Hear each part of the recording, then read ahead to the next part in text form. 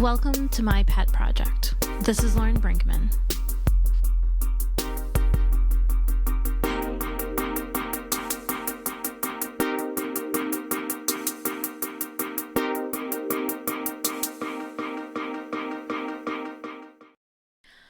It was a special treat today to have Sam Szelich, who we visited not too long ago down in Tennessee, be our driver today for our transport.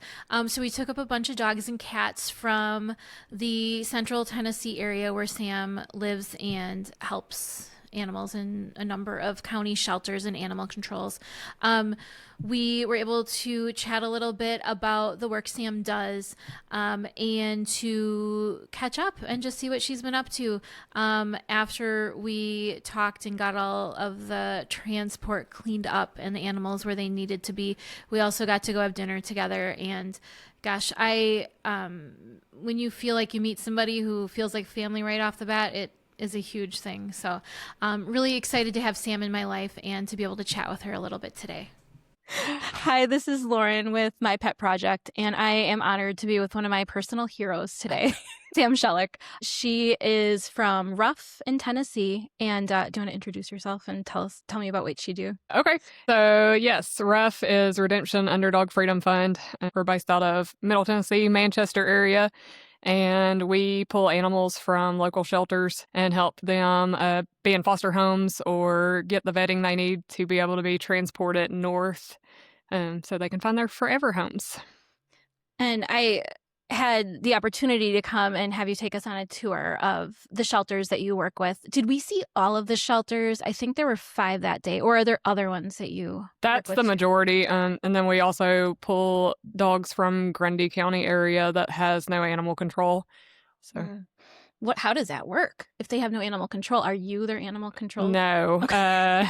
They just have volunteers that will reach out and help. There's a rescue Dogs on Borrowed Time there, and I work closely with them, and they'll reach out if there's a situation that needs to be helped with, especially like hoarding cases. Wow. So you have been doing this for quite some time.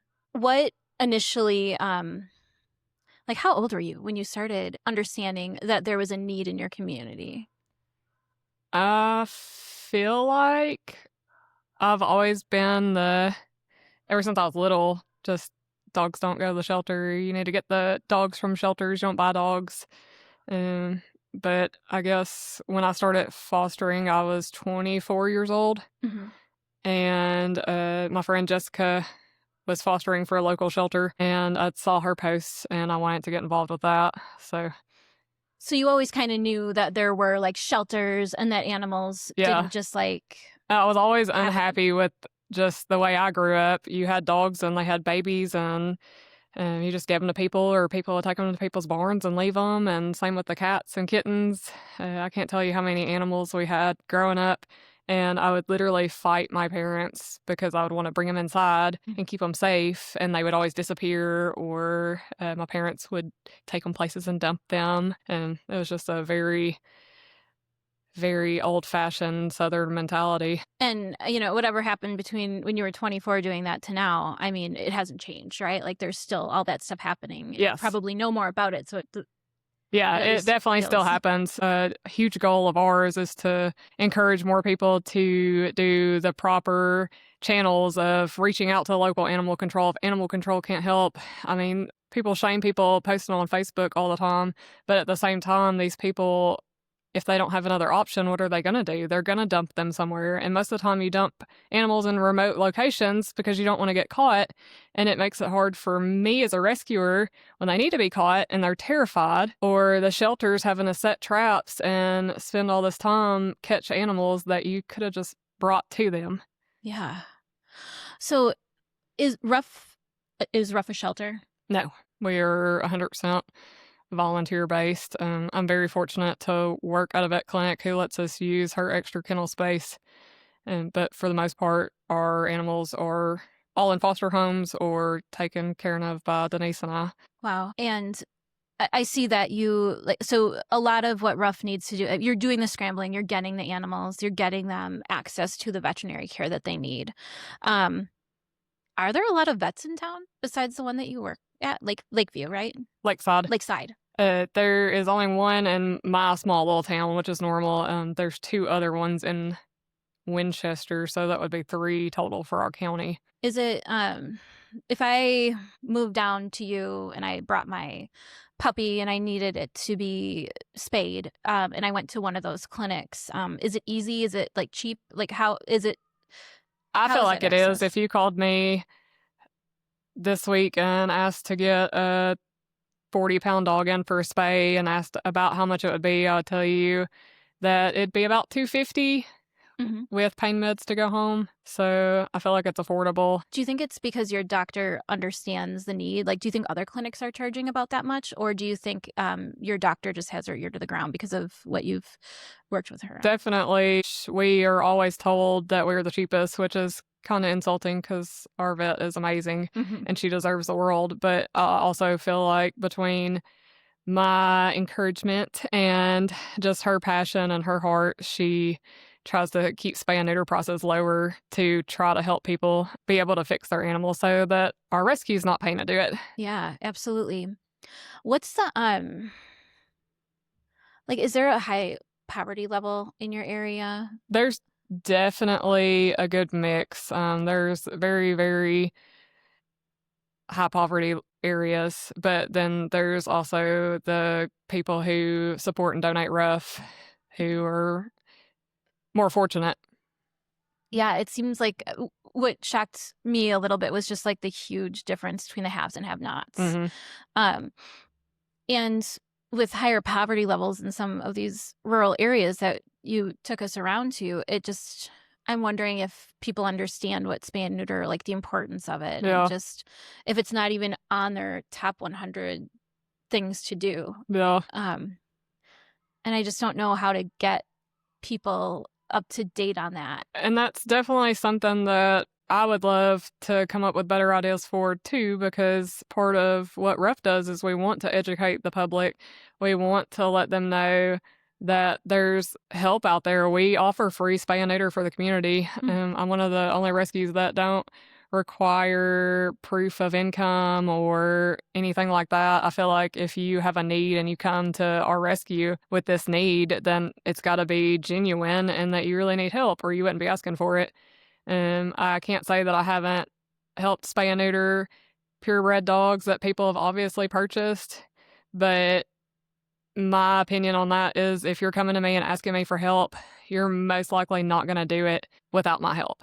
And I would rather that animal be fixed than to risk it not be. I don't care what breed it is. We don't need any more animals. There's way too many. I think that's a progressive view. Like it feels, it probably is just what your moral compass tells you to do. Yeah. But I'm learning that it's a pretty progressive view.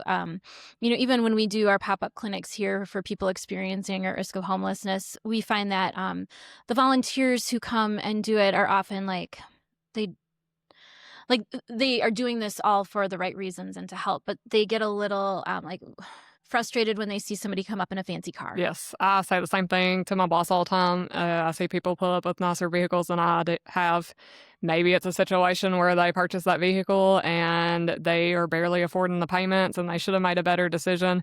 But at least they're making the effort to bring their animal to get it fixed because ultimately that's the priority. Whatever your decision was that led you to needing assistance, that's on you. But the fact that you are getting your pet fixed, that's all that I care about. Hmm. Because there's certain people who don't want to fix their animals, and that's a mentality I don't know that we can change.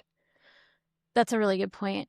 And I think meeting people where they're at, it's like, I mean, you and I could make the same amount of money in a year, and one of us could be like going on vacations and going out to fancy dinners, but like we have a house that's small. Yeah. Like, I mean, everyone's money, it's so hard to Yeah. compare to people even who make the same amount of money. But I think when it comes down to it, however people got in that situation, or if they just don't prioritize it, if their husband's like, you can't spend money on the dog, the people are doing the right thing. They're getting to the right resource. And I think that is huge. It's a huge step to be able to do something. Yeah. Because those puppies, that they might give away or sell afterward Yes. could go to a home that doesn't have funds. So it's really helping down the line. Yes. spay and neuter is the only answer to make rescue better.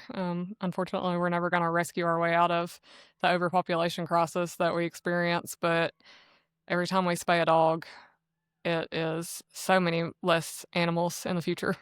Absolutely. So you are a hub kind of for Yes. like you personally, and like Rough is your organization that you founded, and I mean with other people, like you have the support of Denise, and I'm sure there's other like Yes. big players in what you do that you couldn't do it without them. But also when we went around to the shelters, I saw that people respect you and people see you as a leader in the community, and you're not walking around with a big head. You're here to do the work, and I think you know your purpose, and I think you feel lucky. Oh, yeah. I definitely believe that every step in life led me here, and I live a dream every day. I love animals. I've always wanted to work with animals, and getting to help save them. It's not all I care about, but it's the decisions I make in life revolve around what I can do for the animals. I mean, when I go on vacation, what I do on my daily basis, like what I can plan with my family. The job you have. Yeah. I mean, literally everything I do is because I feel like I need to give that my all. And it has been proof that hard work pays off. Because like you said, even if you can't adopt your way out of a situation, you can save those lives. Like you're hustling nonstop. I have no doubt that like every time when we were spending that day together, that like your phone, like I saw it in person too. People are like, oh, we got 8 puppies that we can get released and you need to take them today. Yeah. It's like, you know, I got those puppies. That's so awesome. I mean, it's just so people see you as a leader, and whether they would like say it like that or not, but they know that they can count on you. And I think it really makes it true that like ask the busiest person you know if you want to get something done. Yeah. And I mean, I think that's you. And did you like what led you like I'm realizing more and more that even in a group of executive directors or even in a group of, you know, people who are professional people at a conference or something, people don't step forward to be the leader often. Like especially like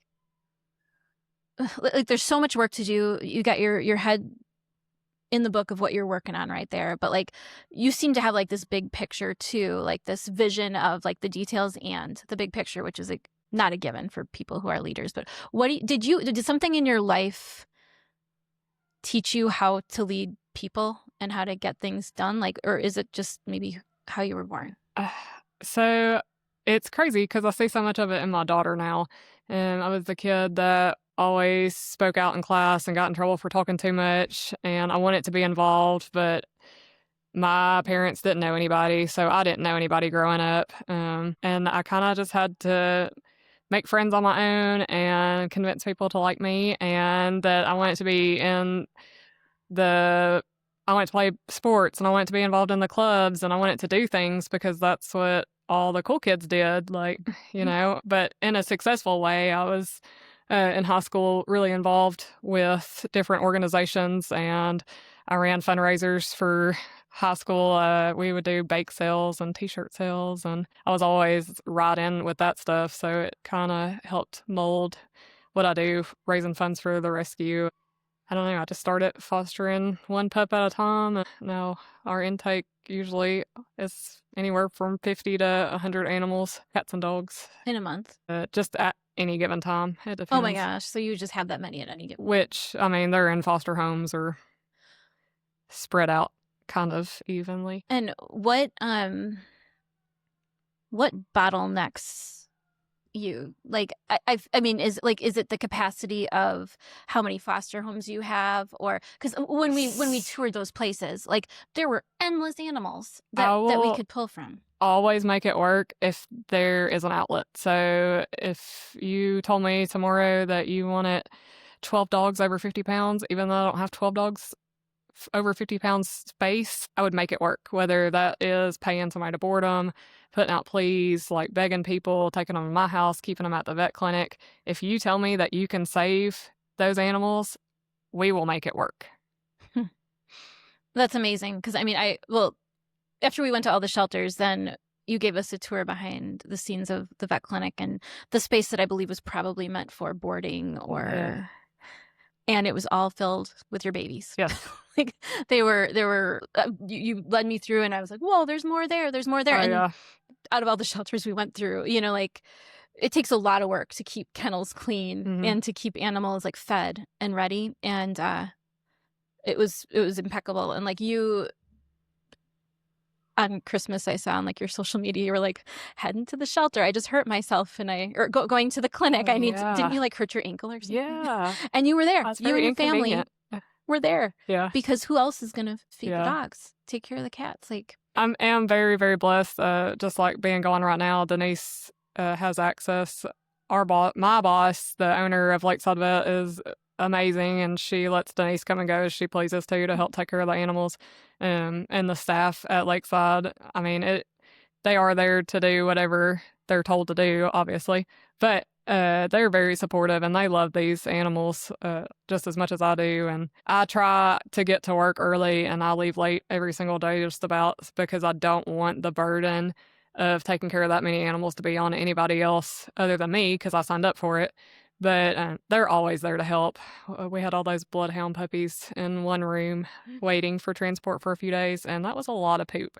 And the girls were really great about just coming in and cleaning it up and not complaining. Like it.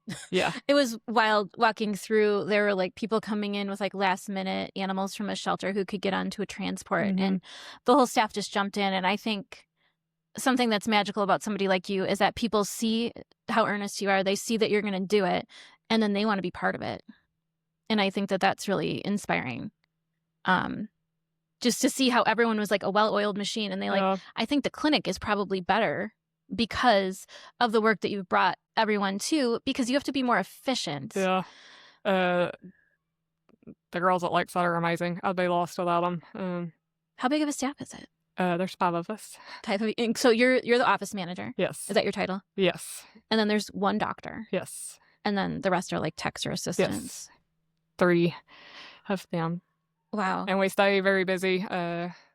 Most of the time we don't take a lunch. We just eat when we can, and it makes the day go by really fast, and everybody loves their jobs. We were talking earlier about how, your vet gets some money from doing the surgeries that she's able to do and that, but I'm sure that's not making her a millionaire by any means. She gives us an amazing discount, and then usually almost every morning I ask her to look at something. She's not charging me office visits or wellness exams. She'll do anything for me, and I just compensate her for surgeries and medicines and stuff to make sure there's no loss there. But yeah, she's wonderful. I would imagine that if I was a pet owner in that town and just coming to her as my personal veterinarian, seeing all of the good happening there has to be an inspiration for you to go back to that vet, like for clients too. So I hope that it really, I mean, she seemed jam-packed busy with both kinds of animals coming in. And I guess I just hope that maybe we can get more vets to have that mentality. I mean, not to go as above and beyond as she goes necessarily. Yeah. But just to find more support from local vets who sometimes see that as a threat, like when there's a shelter who has low-cost spay-neuter. Like, have there been any efforts to do, like, free spay and neuter or low-cost, like, beyond the work that you do? I know Coffee County Humane Society is working on a mobile clinic, and then there is, not far from us in Bedford County, there's the Middle Tennessee Spay and Neuter Clinic. So there's options. It's just the animals and the people outweigh the options, unfortunately. Like there's too much demand. Yes. Which, I mean, we have been seeing that there's too much demand, even just for the general public with the amount of vets we have in the area. Even just probably for regular wellness care. Yeah. So. That's got to make it really tough to... I think a lot of people, if they call once and they can't get in, that was like the biggest. We don't care about their animals, and yeah, but people don't understand too. I'm the office manager, but I'm also the receptionist because I prioritize what my boss can handle in a day. And obviously, clients that have been coming to us for years, if they have an emergency, we're going to get them in. But if you call and tell me that your vet won't get you in, and I'm booked her entire day full of things. I can't get you in either. It doesn't mean that we don't care, but she has to take care of herself as well. She can't work 24/7. And not many people are compassionate about that, which I understand. When it's your baby and you love it, you want to get it seen immediately, but you can only do so much in one day. And I think even in towns like Madison has a lot of resources here in Wisconsin. We have a few different low-cost spay neuter places, and we're all trying to work together to help the community. But even here, people are booking out 2 months for a wellness unless it's something urgent, or they need to go to the emergency vet, and that's going to cost hundreds of dollars to essentially, for that, just the wellness appointment or the exam fee. Are there like 24-hour vets? But you have to drive for them too, and they're very expensive compared to what they're used to paying, which people don't understand in other areas. If you live there, that's routine. Even for an emergency after-hours visit, people will still walk out under $1,000 at my clinic, where most places you wouldn't be able to get in the door without $1,000. So it's just so hard for people to be able to access that, even if they can get the appointment. I feel like something that we don't talk about enough in our industry, if you want to call it that, like in animal welfare, is mental health. I think people have heard like the word compassion fatigue. I see even our receptionists here get that when it's like we can't take in that emergency PIO and we don't know what's going to happen to that dog if we can't see it today. But you can only do so much. So there's, just the volume that can be really overwhelming, but also like the people. I mean, there's haters, and it doesn't make our lives any easier. Cause I think when I get somebody who's upset with us because we couldn't, do everything that they wanted us to do within their budget, or the people who online are saying, why are you doing it this way? You should do it this way. Like, how do you stay sane with all of that? And do you have any ideas on how to fix it? So that's a big thought process for me. I wouldn't say that I've always been sane. I feel like in the past year, I've gotten a lot better hold on it. I'm not scared to admit that I had to go to the doctor and I had to get on anxiety medication. It has helped me a ton. Just panicking all the time, panicking when I have so many animals and feeling like I can't get caught up, and doing transport paperwork and dealing with the constant demands of people. Do not keep my phone on me 24/7 to the capacity of, if my phone rings, it doesn't tell me. If my Facebook alerts me, it doesn't tell me. It does not make a sound ever. When I'm done for the night, and that's probably at 8 p.m. most nights, I'm done. I'm not reachable. And I also don't feel obligated to answer everybody immediately anymore. I will answer you when I can, and I always start out with, hey, I'm sorry, I've been really busy, and I just had a chance to reply to this. You have to prioritize yourself. I definitely still do things for myself, and I don't let the bad affect me as much as I used to, which that's just been growth too. I think people don't understand when you're asking somebody like us who have real jobs and then have rescue work and who have lives, that you're not the only one asking us for something. There's 50 more people in a day that are also asking us for something. I always like to show people at work, I'll scroll my phone and try to find the first message from that morning. I don't know, it's really taken me my 9 years of rescue to get to this point. I definitely feel like I'm a lot better, but I did have to get help.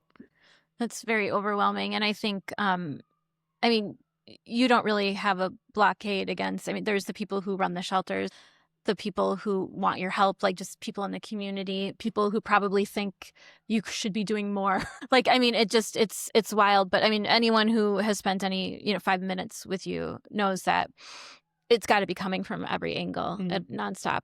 How do you prioritize the things that are thrown at you?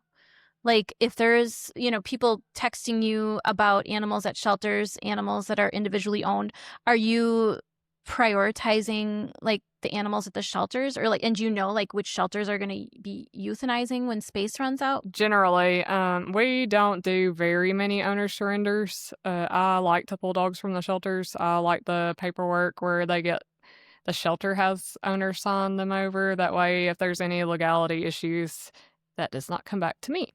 But I do try to help certain people in situations, and I don't know. It's just I do what I can, and I tell people who they can reach out to if I can't. And that's all I have to offer, unfortunately. Well, it's a lot that you have to offer. What other places do you transfer to? Like, so you come to Wisconsin. We know there's a couple rescues and places in the area that might be at one of our transports. Yes. That they'll take some animals, so it makes more bang for your buck in terms of time and everything. Yeah, For for Wisconsin, Underdog's definitely the main puller. 25 animals today. Well, 26 total, and 25 of them come to Underdog. But we also send a lot of dogs to New York and Pennsylvania and Canada. Canada. Wow. Yeah. That's amazing. Is that more red tape for you?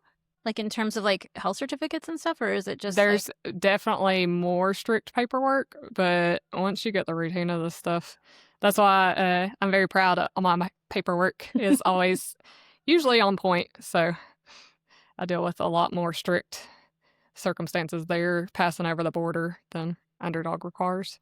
How many? This is like, so are you doing transports personally? This is the first time I think you've been here. Yes, I used to do a lot more transports, but between paperwork and taking care of the animals, that's usually all I can handle. We load them up at 3 a.m. I go back home and get the best sleep ever.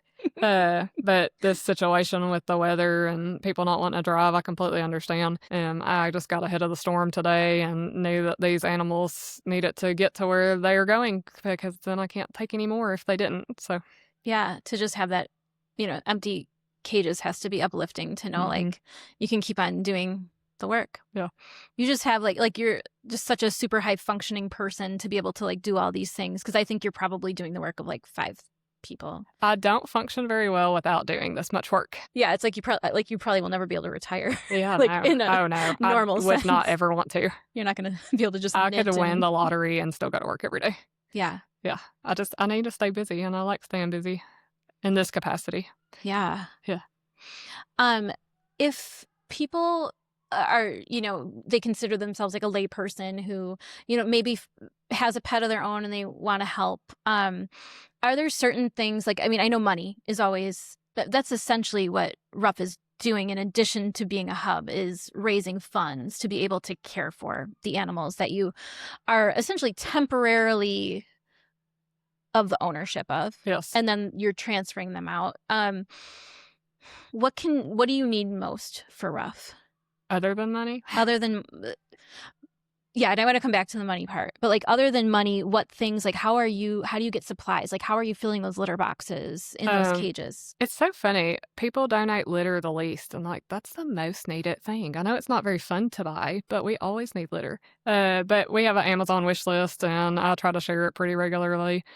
We use Lakeside as our storage facility also, so I have a room stashed with food, and people are really good about buying stuff when we need it. I've also known that I can reach out to you or New York and ask for things for our animals, and you'd send it to me. So as far as supplies go, the community really likes to buy stuff. So that's good. I think they maybe, you feel like you can make a difference with buying a bag of food, and you know where the money's going because you're sending it. How much do you think you spend per animal? Like, I know that's really tricky to do, but like, we tried to vaguely, because a lot of grants really want this information, and it's really hard. I'd say on an average basis, $200 an animal. I mean, we're very fortunate with your rescue being able to spay and neuter everybody. We spend a lot less on them, but then there's the others that have to have dentals and an eye removed, or I've had 2 poodles we've had to completely shave and sedate, and that stuff adds up, and then we get them accepted into rescue, so it's not always completely covered. Is there like a transport charge? Like, because I mean, you drove up you have a volunteer who lets you use this truck, which is amazing. I mean, and I think transport's changed a little bit lately, I think. But are you sometimes paying a service an amount per animal to come up? That I know that sometimes we're like, or I know we're paying some. We personally do not pay, nor do we expect any kind of reimbursement. That's a big part of REF that we like to tell everybody. We just want to save these animals. If it comes down to spending money and spending it on vetting or transport or whatever it is, we will do that. I will fundraise. We'll come up with more fundraisers. We'll beg for money. The priority is getting the animals safe because the only other option is euthanasia, unfortunately. And we can always raise the money. We always figure it out. How do you raise the money? I know you. I'm following your page, and I know that you're doing like an auction. Yes, we're having like back-to-back auctions. That's definitely one of our biggest supplements for income, other than just people donating. So. And that's on. Is that mainly on the Facebook page? Mm-hmm. What is that page? Redemption Underdog Freedom Fundraising. And there's really cool stuff. It seems like people all kind of throw in like things that they have or things that they have access to. Yes, we have really great donations. And I have to constantly apologize to people if they hadn't seen their donation post it yet, because I have this giant room that makes me look like a hoarder full of things, but it's potential money-making things for us. And how, I mean, do you have people who help you with that? Like the shipping? Because I'm just like, gosh, that's a lot of work too. So I'm not very good at delegating, but there's the girls of REF, and more people reach out. But I've noticed the more I interact, the more successful things are. So I just try to make everything really personable. And the more I do, the more successful we are. So it's really weird because I think, you need to delegate more. I need to delegate more. Don't we all? And it doesn't need, because there's certain things that you're like, it doesn't need to be Sam doing that. But then there's that personal connection. Yes. That means absolutely. so much. Every single person, I know where they live. If they want their auction items dropped off there, or if they want them from one of the pickup locations, I know how they pay. I still make them tell me every time so it can be in a spreadsheet for tax purposes. But yeah, I feel like these people are a community that is my self-made family of people who want to support REF. So, and I bet you feel lucky every time that you get to interact with them, even if it's keeping you up an extra hour or whatever if you stick around. I don't mind at all, because I do know these people and I know what they're passionate about. Like Stacy, she loves cats, and if I needed cat litter right now, I could text her and be like, I'm completely out of cat litter. She would bring it to me in a snowstorm if she had to. Like, there's just that. And I have certain fosters that love black labs, and they'll help support the black labs. Like, I know these people very well. I know their animals' names, and I know their kids, and they know my kid, and it's very personable, and I think that helps us. Yeah, it's like the magic is that like connection. Yeah. And I always rely on the people in our organization too. Denise is my best friend. She's my right hand. She's the queen of Tetris and stacking crates in vans. And that's a situation where I just let her do her thing and stay out of her way, and I don't have to smash my fingers. Leah is our treasurer secretary. She handles all that tax stuff. I don't have to do with anything. I just spend money and tell her what I spent it on. Breezy is our president, and she is just our go-to voice of reason. She had a baby recently, so she's not having animals in her house as actively. And I know she feels guilty about that sometimes, but sometimes just having that person that I can always count on or run ideas past, and her tell me when to calm down and not to be mean to somebody. And then there's Frances. She is the director of fundraising. She's always coming up with cute, creative ideas, things that aren't going to cost us a lot of money that we can make a lot of money off of. We are selling chocolate-covered strawberries for Valentine's Day. She likes to make stuff, and she's very creative. So there's definitely balance there. And those girls are my family. We all love each other. And when I reflect like the people that I spend time with and the friends I have in my life, I wouldn't have met them without Underdog. Yeah. And there's so much lousy stuff happening in the world. I mean, there's lousy stuff happening within, regarding animals, but otherwise too. Yeah. And then to know that you can count on these people Yeah. and that they're gonna be the ones who make you laugh when things are. Their rescue community is amazing. Even if we don't always get along or share the same opinions about things, like I feel like we can always come together for the animals no matter what. Well, I'm personally very grateful to know you. Like I said, I'm like a fangirl, Sam fangirl. But everything you touch is magic, and I'm just really grateful. I think there is that personal connection thing to meet in person. Yeah. I'm very inspired to pull dogs from Sean. Yeah. At Manchester City, because it was like weird opportunity timing wise to meet his family. Yeah. And to be like, these people care about these dogs who come through it. Not that I had any doubt that people care, but like I can say the same words that I've been saying about rescue, about the shelters that we pull from. But it means a lot more. Like I have more to describe to donors and more to tell our volunteers about just how, like, it's not just that people treat animals differently in these rural communities. And it's not like the people aren't bad who even are doing the breeding of dogs. Yeah. They just don't. It's either a different, like you said, your parents might have dumped dogs, or Yeah. we've all had things that we've learned throughout our lives of like how to be better, Yeah. or how to do things different. That's better for these animals. But I think it's meeting people where they're at, and that's what I saw you do at each of these shelters. Like you met the leaders where they were at, and I hope that allows them to meet their communities where they're at better too. Yeah. To really serve them in the ways that they need. Well, Sam, thank you so much for everything. No, thank you. Do.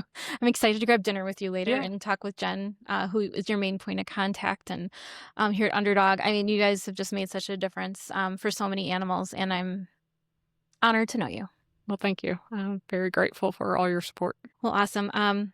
Thanks for tuning in today, and we'll see you later. This is my pet project.